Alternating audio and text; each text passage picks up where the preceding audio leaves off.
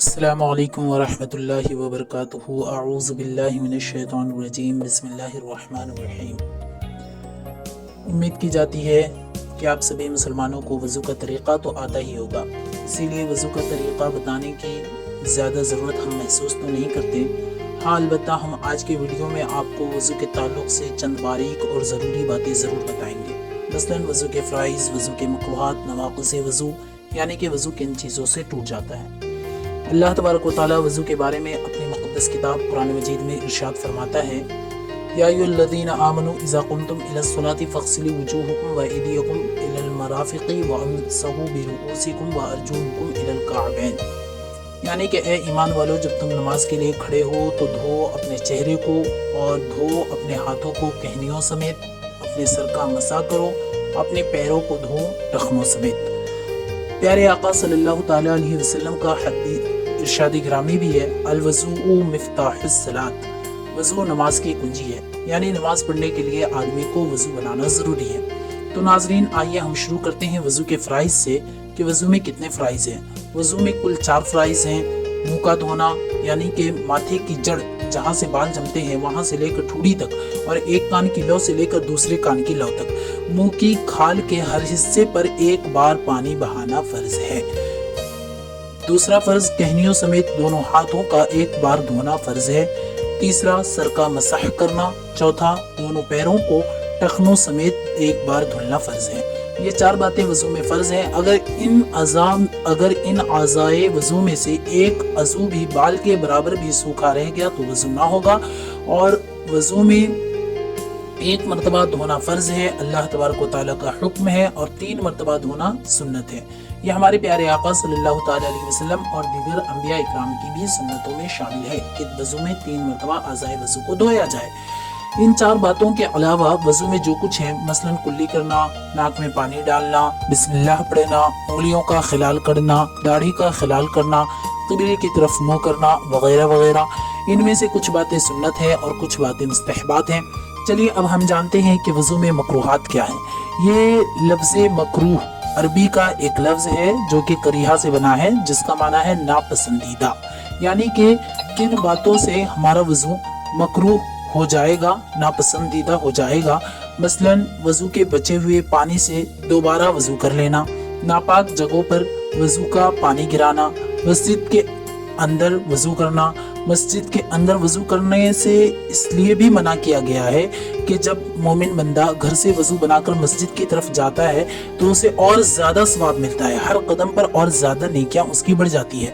قبلے کی طرف کلی کا پانی پھینکنا یا ناک چھنکنا یا پھر کھنکھارنا، تھوکنا وغیرہ، بغیر ضرورت کے دنیاوی باتیں کرنا، ضرورت سے زیادہ پانی خرچ کرنا یا پھر اتنا کم پانی خرچ کرنا کہ سنتیں ہی ادا نہ ہو۔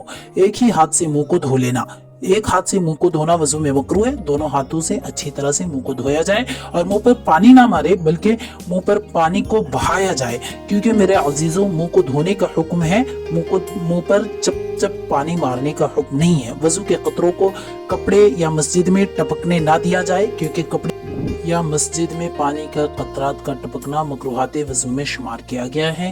وضو کی کسی سنت کو چھوڑ دینا مکروہات وضو میں شامل ہے۔ تو عزیز سامعین، یہ تمام باتیں جو وضو میں مکروہ ہے یعنی کہ ناپسندیدہ قرار دی گئی ہے۔ آئیے اب ہم آپ کو بتاتے ہیں کہ وضو کن چیزوں سے ٹوٹ جاتا ہے۔ یہ تو عام بات ہے جو کہ ہم سب کو پتا ہے کہ پاخانہ، پیشاب، پیچھے کے مقام سے ہوا کا یا کیڑے کا نکلنا، ودی، مزی اور منی کا نکلنا، خون، پیپ، زرد پانی کا نکل کر اس کی جگہ سے بہہ جانا وضو کو توڑ دیتا ہے۔ صرف نکلا اور اپنی جگہ سے نہ بہا وضو کو نہیں توڑے گا۔ کھانے پینے، پت کے خون، ان تمام چیزوں کی قے کا منہ بھر کے ہونا وضو کو توڑے گا۔ اگر منہ بھر کر نہیں ہوا تو وضو کو نہ توڑے گا۔ مثلاً صرف تھوکا یا پھر کم قے کیا تو وضو نہیں ٹوٹے گا، جب منہ بھر کے ہوگا تبھی وضو ٹوٹے گا۔ جنون، غشی، بے ہوشی کا طاری ہونے سے بھی وضو ٹوٹ جاتا ہے۔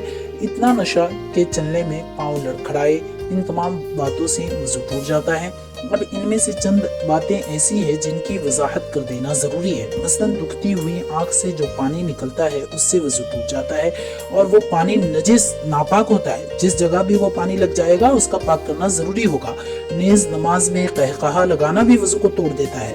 नमाज जनाजा और नमाज ईदैन के अलावा यानी कि रुकू सुजूद वाली नमाज में कहकहा लगाना वजू को भी तोड़ेगा और नमाज को भी तोड़ेगा। और रही बात नमाज जनाजा और नमाज ईदैन की, तो उनमें रुकू सुजूद नहीं होता, जिसकी बिना पर उसमें कहकहा लगाकर हंसने से न नमाज टूटेगी और ना ही वजू टूटेगा।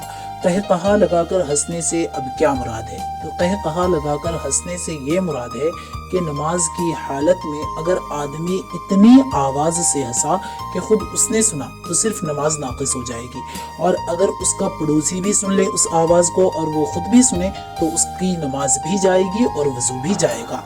और सिर्फ मुस्कुराया यानी कि सिर्फ दांत दिखा, आवाज़ ना निकली, तो उससे न वज़ू जाएगा और ना ही नमाज जाएगी। तो अज़ीज़ सामिईन व नाज़रीन, ये थे नवाक़िज़ वज़ू यानी कि इनसे वज़ू टूट जाता है। तो अल्लाह तबारक व तआला हम तमाम को अच्छी तरह से दीन पर अमल करने की तौफ़ीक़ अता फ़रमाए और मुकम्मल दीन को समझने की तौफ़ीक़ अता फ़रमाए। इसी तरह की जानकारी के लिए सब्सक्राइब करें हमारे चैनल फ़िक़ही मसाइल को, ताकि आने वाले हर नई वीडियोज़ की नोटिफिकेशन आप तक पहुँचाई जा सके। अस्सलामु अलैकुम व रहमतुल्लाहि व बरकातुहू।